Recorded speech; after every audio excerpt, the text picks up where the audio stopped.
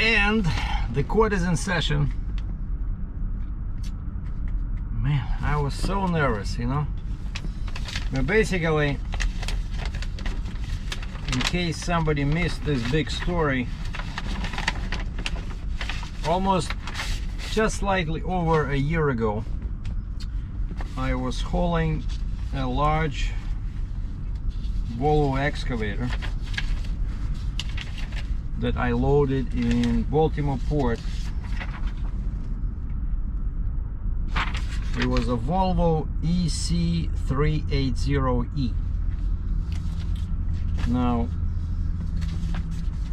you know me, as I always say, you can never trust dimensions and weight supplied by the shipper, the manufacturer, and especially the freight broker. I had cases when the weight was off by 5,000 pounds, 10,000 pounds, 20,000 pounds. To give an example, a guy paid me 22,000 US to move some kind of a big cylinder machine, 11 feet wide, 11 tall, like a cylinder, from Laredo, Texas back to Toronto. And he said, I'm thinking, why is it so much, you know? And he said, well, it's 92,000 pounds. I load it, I scale it, it's 72,000 pounds, 20,000 pounds lighter. And then I was loading one of those processors, you know, like you put timbers inside and it turns them into chips, you know, like a wood processor on tracks, like a heavy tracked machine. The paperwork says 102,500 pounds. I scale it 95, or I think even 92. And even this one, even on the website here, and that's why I printed this, I thought I would need it in the court. You see that? You see what it says here on the Volvo, right? It lists the weight, and it says, and I quote, 83,330 pounds to 94,800 pounds. So the same machine, the weight can vary by 11,000 pounds. It all depends on the tracks, on the stick, on the boom, you know, various options, right? And because of this, nobody ever knows the weight. So anyway, so I got permits. I ordered permits, and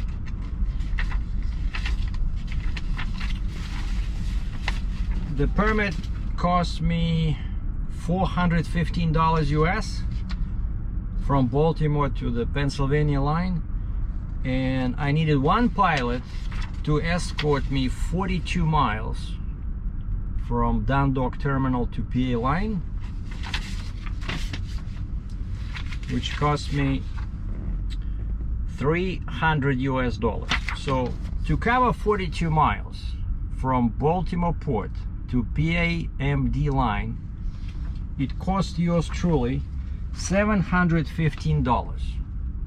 But is that enough for the government of Maryland? No. So a trooper stops me 5 minutes south of the PA line, because turns out there's a scale there built in the pavement. Like, there's no scale house, but it's kind of like a secret scale, and they have cameras there on the light post. And when you go over those weigh in motion scales, there's a trooper hiding in the bushes, and somehow he gets the information either from the scale itself, or the signal from those scales is transmitted to the main scale house on the southbound side on 83. But anyway, so he starts chasing me, stops me, says if I have a CAT scale ticket and it's okay, he'll let me go. If not, he'll have to escort me to the scale house. And so he escorts me to the scale house. They scale me. They find that I was 9,000 pounds over compared to my permit weight. And so the guy says 158.160 is your gross weight, weight allowed 80,000 pounds, amount overweight 78,160 pounds, and the penalty for that is $26,107. And I said, that's it? He says, no, there's another 1,000 for something else. So basically there was 2 charges. Hold on, I think then there was some kind of a fee in there. Yeah, there was 2 citations. One was $1,010 and the other one was $26,107. And so of course, as a reasonable man, I hired a lawyer. So paid the lawyer a pretty large fee. No, but before I did that, so they stopped me there and they said, okay, now you need a new permit. And I'm sitting like 5 miles south of PA line, right? So I ordered a new permit.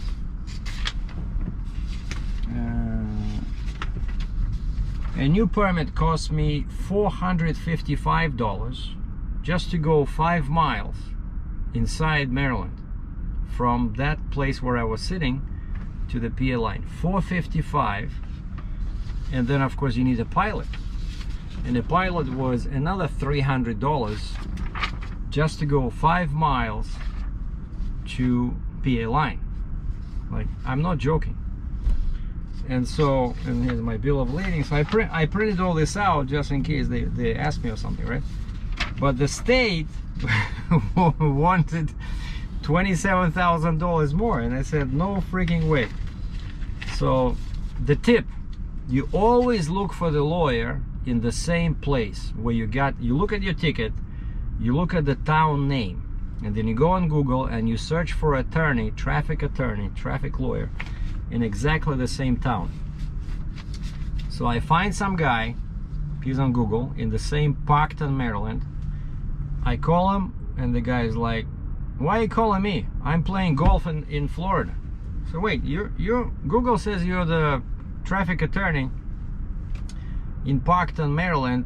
I got a big ticket, I need to fight it. And the guy says, I retired, but call this guy. So I ask him, do you have a recommendation? So he gives me a name of a guy. I call that guy. He's in the same Parkton, Maryland. Beautiful. And he says he has experience with commercial traffic tickets, because that's a big deal. Not every lawyer knows about trucking, right? Because it's different. And so I paid him the fee, and like it was one-time fee, and he said that covers his trial appearance, paperwork, for him to prepare the defense, motions, so it was one-time fee, basically $3 grand US. And first the court was set for, I think, June. So this happened in March 21. And so I think the first time they set the court session for like June, like 6 months after that.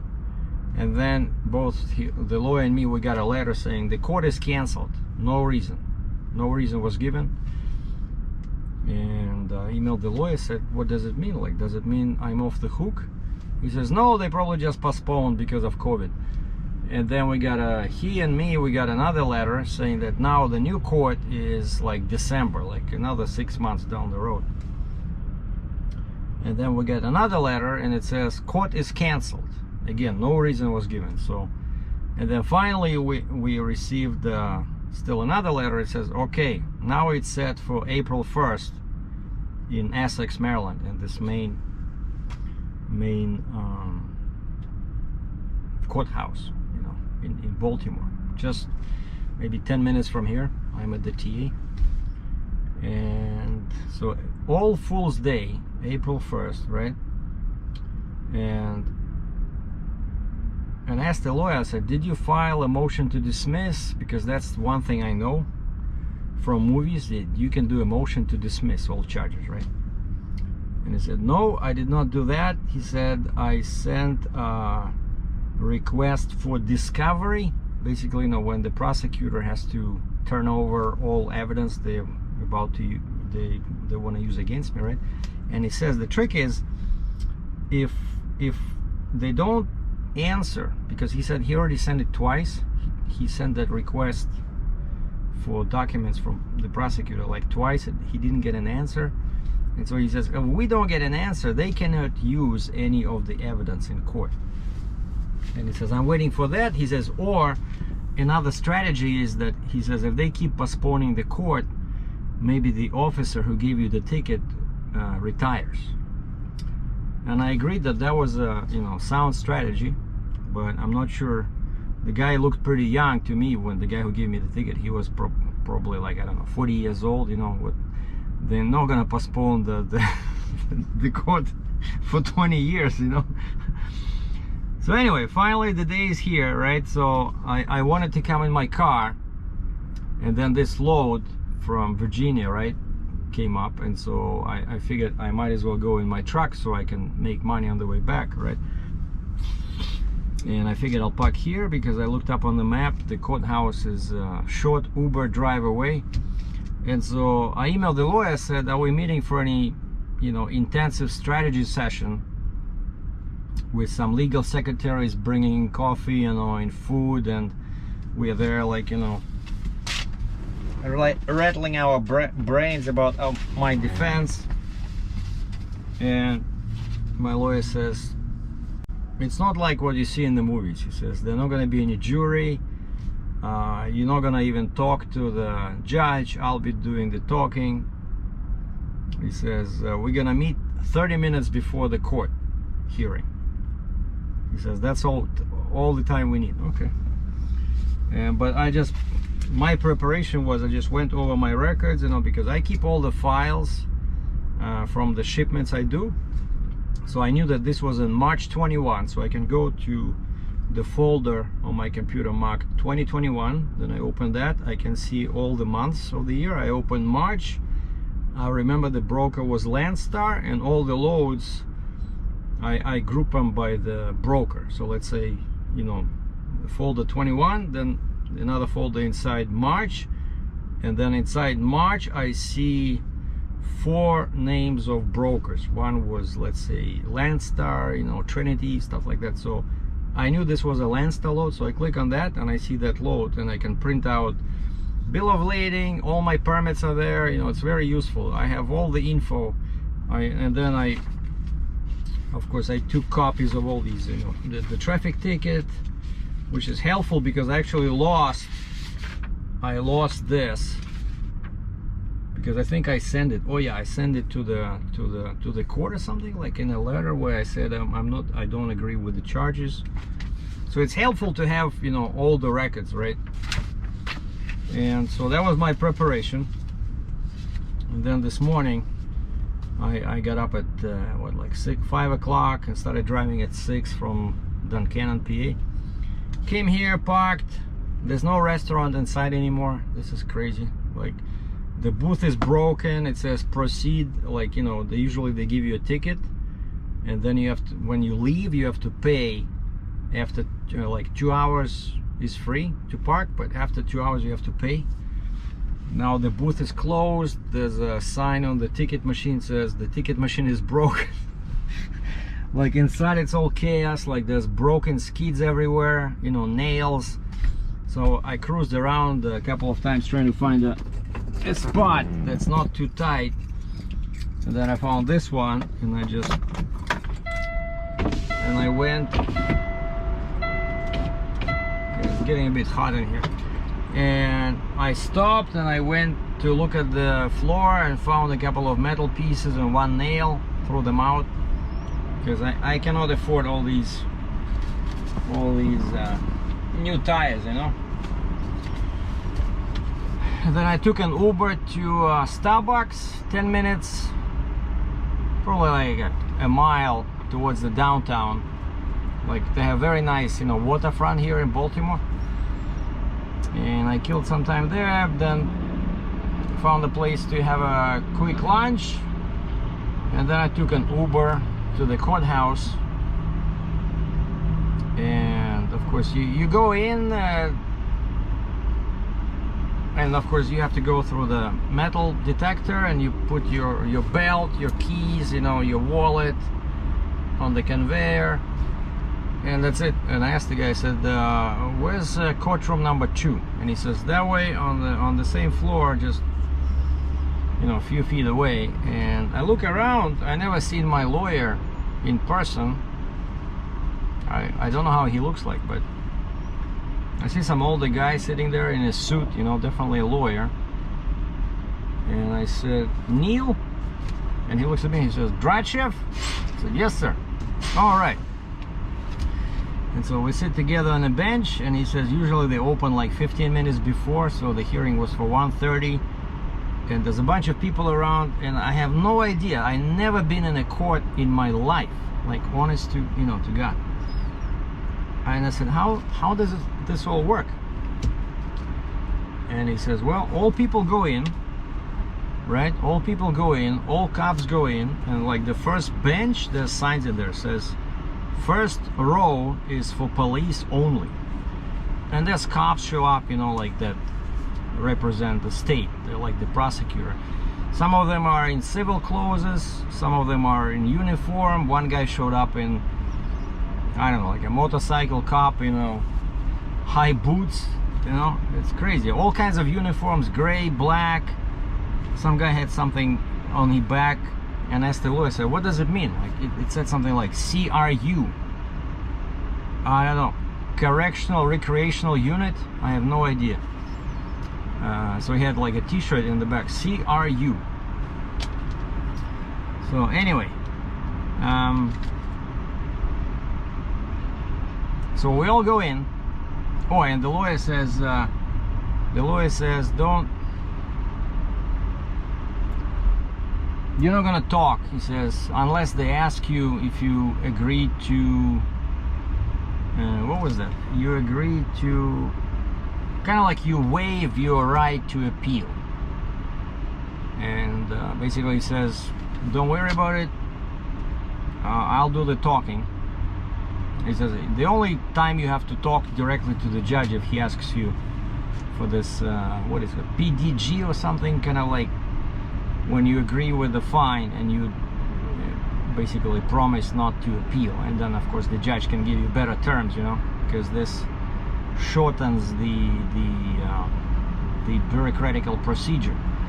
And so basically we all sit there,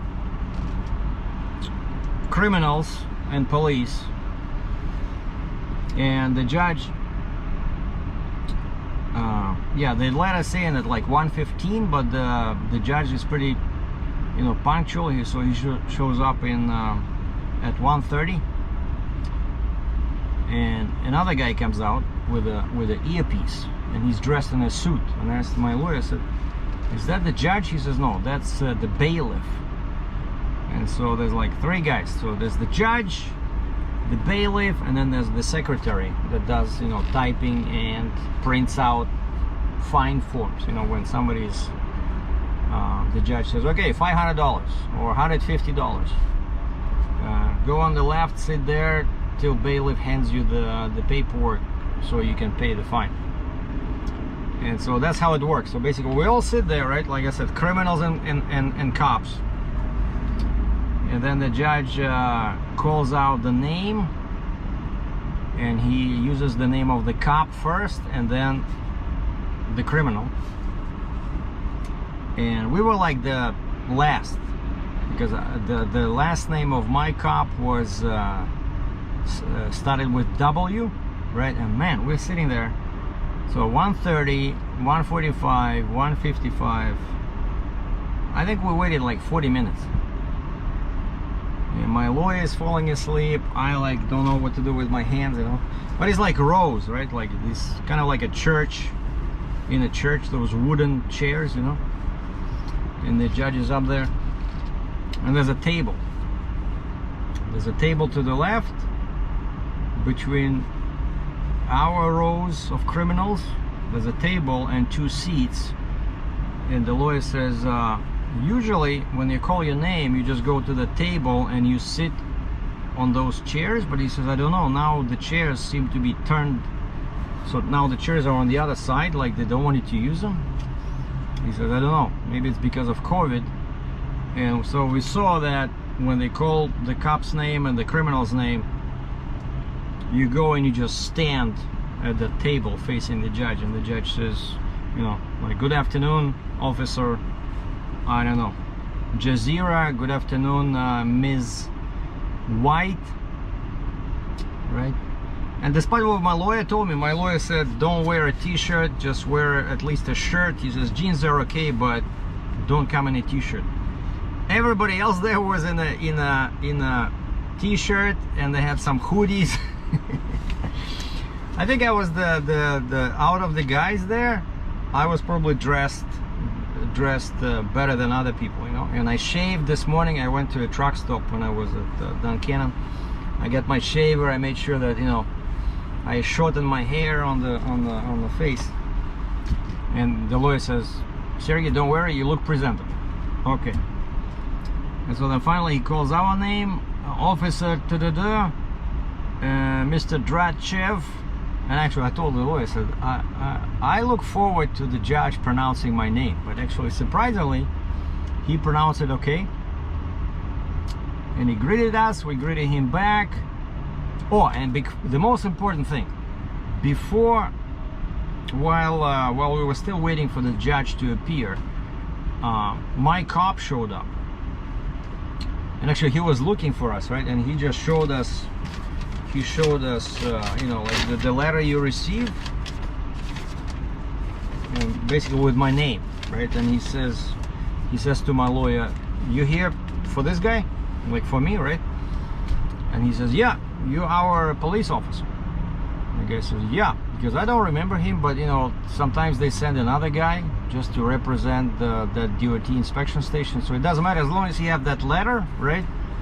He represents the state, right, against me.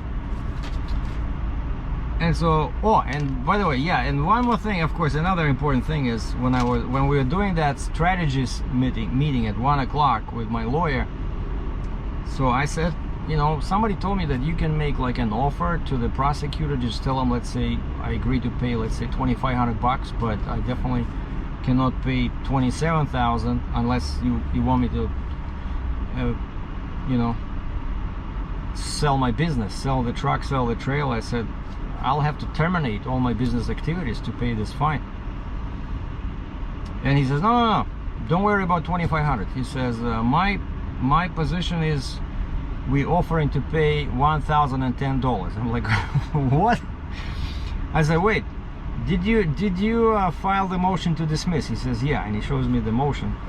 This is when we're sitting in the hallway, and I said, what about that discovery thing? You said you asked them to send you the discovery, you know, like all the documents they have. I said, did you ever get a reply? He says, no. And that was the first big sign that we were doing good.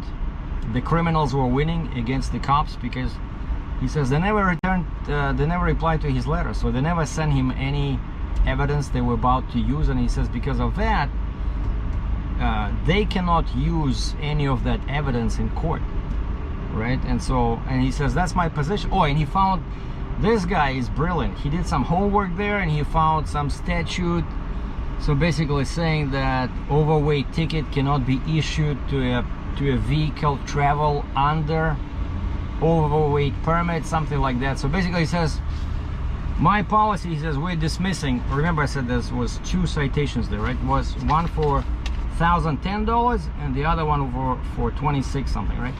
And he said that $26,000 is invalid, so we only agreeing to guilty but to the first one, right? And so when this guy comes over, the cop, and he says, you're with this for this here? And Neil says, yep. And he says, okay, if you're okay with that, he says, we're gonna agree to $1,000, but we don't agree about the $26,000. And like everything, like matter of factly, you know. And the cop says, yeah, that's okay, that's no problem. And I'm like, what? And when he walked away, I said, what? So he agreed not to press for $26,000. The guy says, yeah, don't worry about it. Okay. And so that's when he called my name and the cop's name, right? So we stand at the table, and I don't say anything, but yeah, I just said, you know, good afternoon, Your Honor.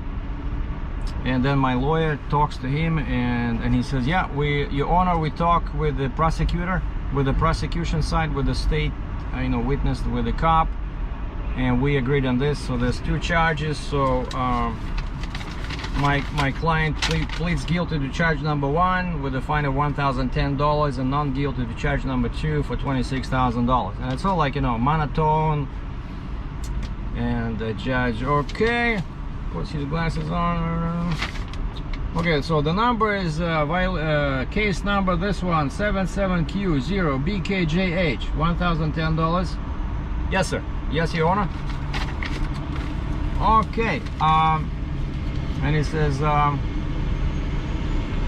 he asks my lawyer, he says, is your client, does your client work for a company, or is he self-employed?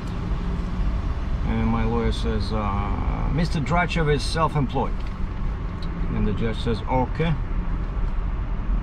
All right, I find your client guilty on charge number 1, and I reduced the fine to $250 plus $7 processing fee for the total of $257. If you agree with that, step aside and sit down in that chair, and the bailiff will hand you the paperwork you need to pay the fine. I said, yes, sir. Yes, Your Honor. And my lawyer took the seat in the benches, and I waited in the chair, and then the secretary printed like 3 copies of some official legal paper that looked like this letter we received. And the bailiff, the guy in the suit with the earpiece, says, okay, here's I said, yeah, that's me, I see my name. And he says 3 copies, 1 is for you, 1 is for your lawyer, 1 is for the cashier. Okay, and we go out together with the lawyer, and I thank him profusely. Without you, I don't know what I would do, you know. I would have to liquidate my business, you know. I said, where's the cashier? And he said, yeah, just that window over there. And so I go, and I give him that form. Yeah, see, this is the form. I gave him the form. I said, Visa okay? They said, yeah. So it was like a bunch of costs, you know. Actually, the fine was like $217, but then there's $22.50, some traffic payable costs, some $7.50, some another fee, $3 another fee, so it comes up to $250, and then they charge you $7 processing, so that's what I paid, $257.50. Plus, of course, you know, the fee to my lawyer, plus all those permits, all those escorts. I'm telling you, Maryland is so crazy expensive for overweight permits, and that's why. So now I know I'm good, I'm not in jail. Please send back all those cookies back to the store. So now the issue is I still haven't found anybody to do the DOT inspection. They keep giving me this stupid nonsense about, like, nobody has those electric connectors. You know, I can connect, I can drop the trailer, and I can hook up to the Jeep. Like, I can hook up my air hoses, the electric line, right? But I cannot do it, I cannot hook up to the booster, I don't think. Yeah, because the booster is like a hose, I mean cable, like on the truck, you know, it's female. But on the Jeep, it's like, I can connect them. So I don't know, but that's what they're saying. They cannot, like, nobody has these mobile electric testers for some reason. No, we cannot do it if it's on your trailer, it's not connected to the truck. And then actually I found a couple of places, and one says, yeah, we can do it, but our guy is sick with COVID, and he's the only DOT guy that licensed to do DOT inspections. So I said, what? Now you're not doing any DOT inspections? The guy says, no. And then I called another place, and they said they can do it, but they said not till Monday. You know, on Monday I'm already supposed to be in Chesapeake loading that big excavator. But I'm gonna load Monday, but I don't think I'll be able to move because the Virginia permit is very tricky. It can take a long time, and I only order it Wednesday, I think. So they need like 5 days. So I'll probably be sitting there at least until Wednesday. But now, so that's the big issue. The big issue is to get DOT stickers on my Jeep and booster, or I will get another ticket. Yeah, because everything else is fine. You know, truck, trailer, the flip axle on the trailer, but the booster and the Jeep, I need the inspection. And actually, this guy I know in Virginia, he says, I said, how will you do it? Like, did you ever do inspection on units that sit on top of your trailer? And he says, well, he calls a guy, like he calls a mobile service. There's a guy that comes to his yard because he has a bunch of trucks. Like he has, I don't know, 3, 4, 5 trucks and a bunch of trailers. And he says he does all DOT inspections in one day. And he says, this way I know that all my stickers expire on the same day, you know, which is pretty smart. And so there is a mobile service where the guy can come to you, you know. I don't care about money, right? I'm gonna find somebody, just come to me and do the DOT certification, because there's a bunch of scales there on the way from Chesapeake, you know. And then again, I have to pass stupid Maryland, right? And imagine this time, I'm guessing my gross will be somewhere around 174, basically 184,000 pounds. So in Maryland, I will need police escort, and I will need 1 civilian escort. And that's why I asked this guy, my customer, said, I need more money. So he agreed to pay me. And so, but I'm telling you, I'm so relieved, I cannot describe it. So it's just a super nice feeling. But and to give you an example, who were all these other criminals in there together with me? I would say 70% were speeders, people that speed, because the judge calls the name, the cop, and he says, okay, you're accused of exceeding the posted speed limit. And most of them were like, I would say at least 25 miles per hour over. And there were a few guys like 30. Like one guy was caught doing 65 in a 35. And the judge says 3 choices: guilty, not guilty, or guilty with an explanation. And the guy says guilty with an explanation. And the guy says, okay, guilty. All right, what do you want to tell us? And the guy says, well, the guy that did 65 and a 35. And he says, well, I drive that road 7 days a week. In the morning, you know, back and forth. He says, going to work. And he says, I'm so used to that road. And so that's what I told the police officer. I didn't realize how fast I was going. And I'm thinking, yeah, like 65 and you But anyway, it looks like, yeah, cops, you know, there was not a single case where, you know, the fine was like 5 miles or 10, you know, everything was, yeah, 35, 55, yeah, 20 and over, I would say 20 miles and over. And a bunch of cases, police officers didn't show up. And so he calls, let's say, a lady, there was a couple of ladies, criminals, you know, speeding, probably 25, 30 miles over the speed limit, and she comes to the table, but there's nobody on the other side where the cops are supposed to come over. And the judge says, how do you plead, guilty or not guilty? And she looks, there's no cop. She says, not guilty. And the judge right away says, okay, since there's no representation from the state, the verdict is not guilty. Miss Fernando, you're free to go. Thank you, Your Honor. It was like a conveyor, you know, boom, boom, boom. I don't know what happened, and my lawyer says, he says, I never saw so many cases where cops would not show. But there were like 5 or 6 cases. And when the guy was guilty, the fines were actually pretty reasonable. Only one guy, some young guy, comes up, and he was also driving very fast. It was like 30-35 miles over the speed limit somewhere in town, right? And then the guy says, "Are you working?" And he says, "No." Okay, and then he says, "How's your driving record?" And before everything started, the judge said, "When I ask you about your driving record," he says, "don't lie to me, because I have it right here on my computer. I have all Maryland's DOT records." And of course, you know, I'm from Canada, I'm pretty sure he cannot see my driving record, but he can see all the driving records of, you know, local people, right, from the Maryland, or I don't know.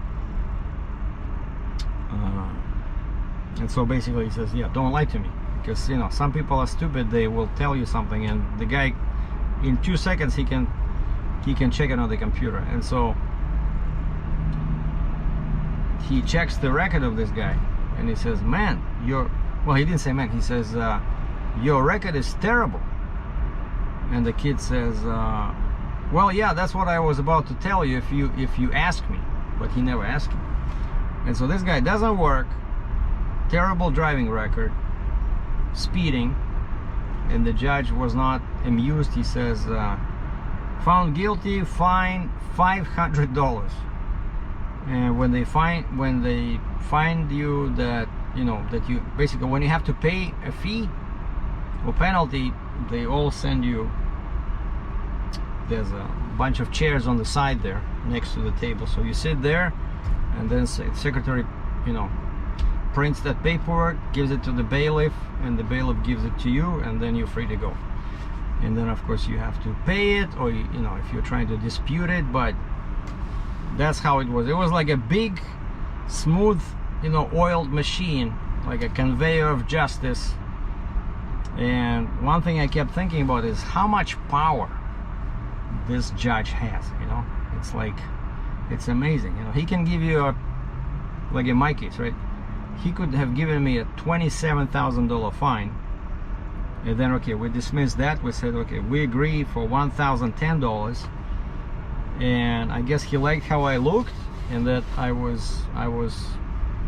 wasn't arguing, right, and that we agreed on the deal with the trooper.